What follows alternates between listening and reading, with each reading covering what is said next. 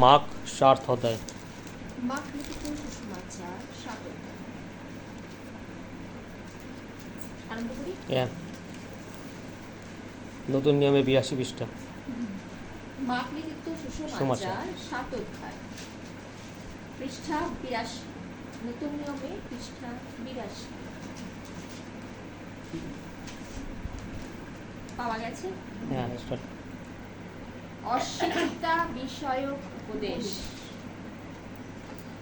আর ফরিসীরা ও কয়েকজন অধ্যাপক জেরুজালেম হইতে আসিয়া তাহার নিকটে একত্র হইল। কার নিকটে? তাহারা দেখিল যে তাহার কয়েকজন শিষ্য অশুচি এবং অধৌত হস্তে আহার করিতেছে। ফরিসীগণ ও যিহুদীরা সকলে প্রাচীনদের পরম্পরাগত বিধি মান্য করায় ভালো করিয়া হাত না ধুইয়া আহার করে না। আর বাজার হইতে আসিলে তাহারা স্নান না করিয়া আহার করে না। এবং তাহারা আরো অনেক বিষয় মানিবার আদেশ প্রাপ্ত হইয়াছে, যথা ঘটি, ঘড়া, পিত্তলের নানা পাত্র ধৌত করা।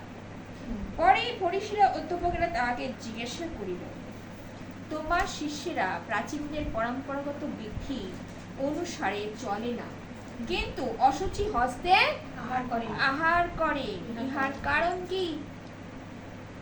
তিনি তাহাদিগকে কহিলেন, কপটীরা, যিশায়ও তোমাদের বিষয় বিলক্ষণ ভাওবাদী বলিয়াছেন, যেমন লেখা আছে, এই লোকেরা ওষ্ঠা ধরে আমার সম্মান করে, কিন্তু ইহাদের অন্তঃকরণ আমার থেকে অনেক দূরে। ইহারা অনর্থক আমার আরাধনা করে, মনুষ্যদের আদেশ ধর্মসূত্র বলিয়া শিক্ষা দেয়। এইবারে আমি যাব এই 14 পদে যাব। পরে তিনি লোকসমূহকে পুনরায় কাছে ডাকিয়া কহিলেন, তোমরা সকলে আমার কথা শুনো ও বুঝো। কে বলছেন? প্রভু বলছেন। কি বলছেন? মনুষ্যের বাহিরে এমন কিছু নাই যাহা তাহার ভিতরে গিয়া তাহাকে অশুচি করিতে পারে, কিন্তু যাহা যা মনুষ্য হইতে বাহির হয় সেই সকলই মনুষ্যকে অশুচি করে। Hallelujah, hallelujah. এবার যাব প্রেরিতদের কার্য বিবরণী।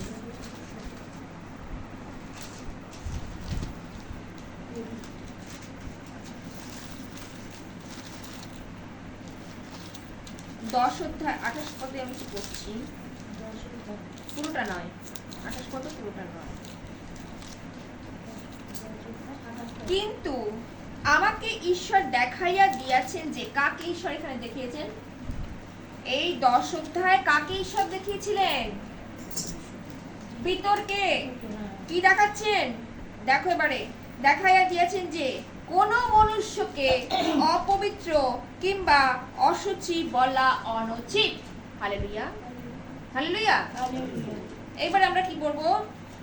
এটা কত অধ্যায়? 10 অধ্যায় আমি বলেছিলাম 28 পদ, তাই তো? একটুখানি এইবারে যাব আমি 34 পদে।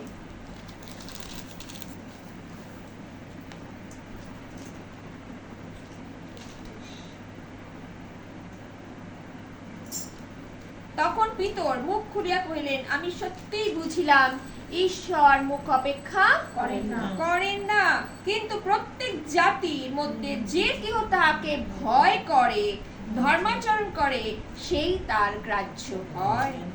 Hallelujah, praise the lord. প্রভুর বাক্য কি বলছে দেখো এবারে। অশুচিতা বিষয় আমরা জানি, অশুচি তখনকার দিনে জিহুদীদের সমাজে আমরা জানি অনেক কিছু নিয়ম কানুন তারা ধর্মসূত্রে কি করেছিল, অধ্যাপকেরা ফরিসীরা বেঁধে দিয়েছিল। আমেন। কি বেঁধে দিয়েছিল দেখো এবারে। অধ্যাপক জেরুজালেম হইতে আসিয়া ফরিসীরা কি বলতে, তাহার নিকটে একত্র হইল। কার নিকটে? যিশুর নিকটে। তাহারা দেখিল যে তার যে শিষ্যরা আছে তারা কিন্তু হাত না ধুয়ে খাচ্ছে, আহার করছে। এগুলো তাদের কাছে কিন্তু দৃষ্টিকটু লাগলো। আর লাগাতে তখন তিনি যখন আসলেন, প্রভু যখন আসলেন, তখন প্রভুকে তার শিকায়ত করছে। কি শিকায়ত করছে? এই শিষ্যদের বিরুদ্ধে কি করছে? শিকায়ত করছে। কি শিকায়ত করছে? তোমার শিষ্যরা কি করে না? হাত ধোয় না। হ্যাঁ, হাত না ধুয়ে কি করে? আহার করে। কিরকম দেখো, নালিশ জানাচ্ছে কার কাছে? প্রভুর কাছে, শিষ্যদের বিরুদ্ধে। আর কি বলছে দেখো, এবার কি হচ্ছে, আর বাজার হইতে আসলে তারা স্নান না করিয়া আহার করে না। এরা কি করছে, এগুলো হচ্ছে ধর্মসূত্রে তাদের বাধা। আহার না করা উচিত না, কি তোমাদের স্নান করা উচিত, এইসব কি করছে, বাটি ঘটি ধুয়ে সবসময় মাঝে পরিষ্কার করে এগুলো খাবে, এই করবে সে করবে না, নানা রকম তাদের কাছে নিয়ম কানুন। সেই নিয়ম কানুন যদি পালন না করে সেটাই কি হয়ে যাবে, অশুচি, তাই তো? কিন্তু প্রভু কি তাই বলছেন? প্রভু কি বলছে? প্রভু এবার বলছেন, দেখো এই লোকেরা ওষ্ঠাদ্বারে, তখন কি বলছে, তিনি তাহাদেরকে কইলেন, কপটীরা, যিশায় তোমাদের বিষয় বিলক্ষণ ভাববাণী বলিয়াছেন, যেমন কি লেখা রয়েছে। আমরা জানি এই লোকেরা ওষ্ঠাদ্বারে কি করে, আমার সম্মান করে, কিন্তু ইহাদের অন্তঃকরণ আমার থেকে অনেক দূরে। বাহ্যিক অনুষ্ঠান, আচার অনুষ্ঠানের মধ্য দিয়ে ঈশ্বরকে সন্তুষ্ট করা যায় না। কিন্তু আর এগুলো হচ্ছে কোনো অসুচিতা নয়, এগুলো হচ্ছে অসুচিতা, যেগুলো হচ্ছে বাইরের আমার কিছু আমরা ইয়ে করছি, কিন্তু ভেতর থেকে যেগুলো বেরোচ্ছে সেগুলোই মানুষকে কি করে, অসুচি করে। কিন্তু ওষ্ঠাধর কি করছে, ওটা বলছে ওষ্ঠাধর আমার সম্মান করে, কিন্তু ইহাদের অন্তঃকরণ মনে করছে যে আমাকে অনেক সম্মান করছে, কিন্তু ঈশ্বর তাতে সন্তুষ্ট নয়। বাহ্যিক আচার অনুষ্ঠানের মধ্যে দিয়ে ঈশ্বরকে সন্তুষ্ট করা যায়, এটা সম্মান করা যায়? প্রভু নিজেই বলছেন সম্মান করা যায় না, এদের অন্তঃকরণ আমার থেকে অনেক দূরে। ঈশ্বর ইয়াদেরকে পছন্দই করেন না। অন্তঃকরণ তিনি জ্ঞাত হন, আর এই অন্তঃকরণ করে তিনি চেনেন ভালো। এদের বলছে এই অন্তঃকরণ আমার নয়, এই অন্তঃকরণ আমার থেকে অনেক দূরে। এইরকম অন্তঃকরণ ঈশ্বর চান না। অন্তঃকরণ কিরকম হওয়া উচিত, যেরকম অন্ত হচ্ছে নম্র, আমেন। আর যেগুলো হচ্ছে অসুচিতা নয়, কিন্তু সুচিতার মধ্যে দিয়ে তাদের ভেতরটাও কি থেকে কি হবে, তাদের সেই সূচি কথা, আমেন, সুচিতার কথা, পবিত্র কথা, যার হৃদয় সেই পবিত্র বাক্য থাকবে, তার হৃদয় থেকে কি হবে, ঈশ্বরের সেই সুচিতার কথাই বেরোবে, আমেন, পবিত্রতার কথাই বেরোবে। নোংরা কথা, নোংরা সমালোচনা, নোংরা পরিবেশের এসব কিছুই তার মধ্যে থাকবে না। কেন? তাই তিনি বলছেন আমি যেমনি তার তোমরাও সেমনি হও। তাই তিনি বলছেন আমি পবিত্র, তাই তোমরাও পবিত্র। কিভাবে পবিত্র হব? এই বাটি ঘটি মেজে, না হাত না ধুয়ে, না হাত না ধুয়ে খেয়ে? ওইভাবে পবিত্রতার তিনি বলেননি, অন্বেষণ করেননি। তিনি বলেছেন যে হৃদয় হচ্ছে কোমল, হৃদয় হচ্ছে সুন্দর, আমেন। হৃদয় থেকে যাহা যা বেরোবে সেগুলো সুন্দর হবে, সেগুলোই হচ্ছে মানুষকে সুচিতা করে, আমেন। সেই সুচিতা কি, যদি আমার হৃদয় বাক্যই যদি না থাকে, আর বাক্যই হচ্ছে, সে বলেন না বাক্যরূপী ঈশ্বর, বাক্যের মধ্য দিয়ে আজকে আমরা দিনের পর দিন সেই বাক্য খাচ্ছি, বাক্য পরিবেশন হচ্ছে। এই পরিবেশনের মধ্যে দিয়ে আমাদের অন্তঃকরণ, সে বলছিল না একটু আগে, আমাদের দরজাকে খুলে দেয় ঈশ্বর, আর এই দরজা খোলেন যখন, তখন কি করে, আস্তে আস্তে সেই বাক্য প্রবেশ করে, আর বাক্য যখন প্রবেশ করে তখন সুচিতার আত্মা ধারণ করে, অর্থাৎ সেই পবিত্র আত্মা যখন ধারণ করে তখন মানুষ তখন শুচি হয়। পবিত্রতা আছে আগুন, সেই স্পর্শ যখন আমরা পাই তখন আমরা সুচিতা আমরা লাভ করি। Praise the lord. তাই প্রভুর বাক্য কত সুন্দর। তাই বলছে দেখো, ইহারা অনর্থক আমার আরাধনা করে। পৃথিবীতে সকলেই আরাধনা করে, কিন্তু আসল আরাধনা কার, তার কাছে কার আরাধনা পৌঁছচ্ছে সেটা দেখতে হবে, কার সেই নৈবেদ্য পৌঁছচ্ছে সেটা দেখতে হবে। কেন? তিনি সেই রকম অন্তঃকরণই দেখতে চান। হালেলুয়া। তাই বলছে মনুষ্যদের আদেশ ধর্মসূত্র বলিয়া শিক্ষা দেয়। তারপরে এই সকল ধর্মগুরুরা মনুষ্যদের আদেশ, এরা ঈশ্বর বলে দেয়নি এগুলো করতে, কিন্তু মনুষ্যদের মন গড়া কথা এইগুলো ধর্মসূত্রে তারা বেঁধে দিয়েছে।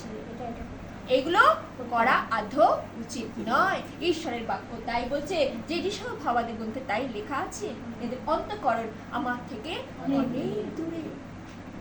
এরা নামই আমাকে সম্মান করে, কিন্তু আদৌ এরা সম্মানের মানেও জানে না কিভাবে আমাকে সন্তুষ্ট করতে হয়। Praise the Lord.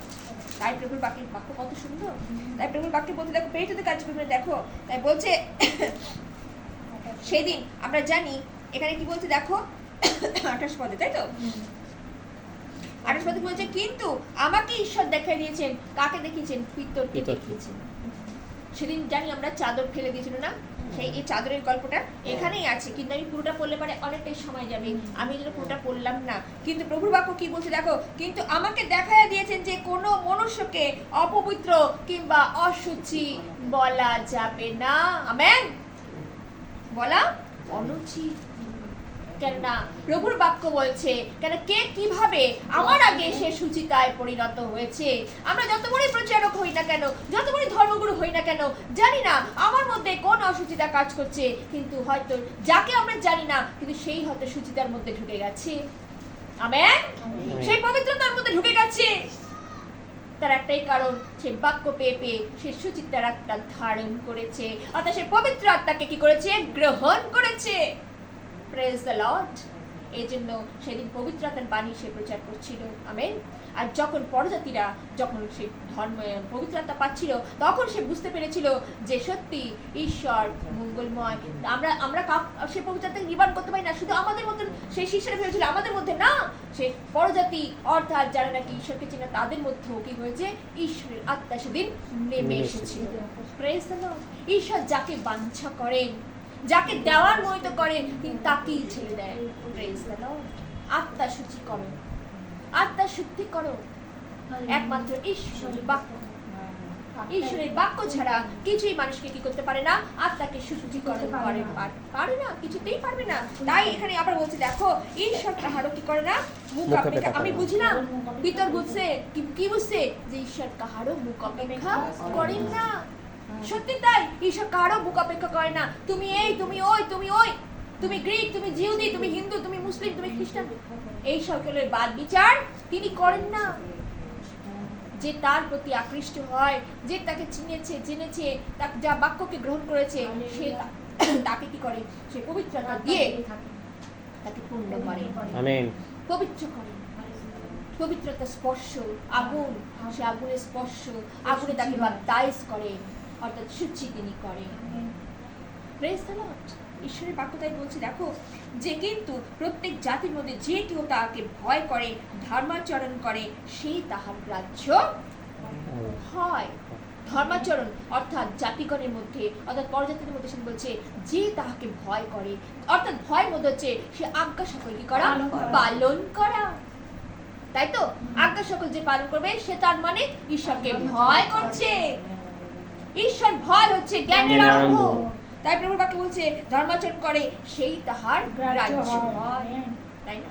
অর্থাৎ রাজ্য তিনি কখন করেন? যখন তাকে ঈশ্বরকে তিনি ভয় করছে। আর তাই বলছিলাম না, সমস্ত মন, সেদিকে তাই বলছিলাম, সমস্ত প্রাণ, সমস্ত শক্তি দিয়ে যখন আমরা তার সেবা করি, সব শক্তির মধ্যে দিয়ে, কোনো দেবদেবী থাকবে না, কোনো কিছু থাকবে না, এমনকি স্বামী সন্তান সমস্ত কিছুর ঊর্ধ্বে যে প্রভুকে রাখবে, আমেন, তার জীবনে ঈশ্বর গ্রাহ্য হয়।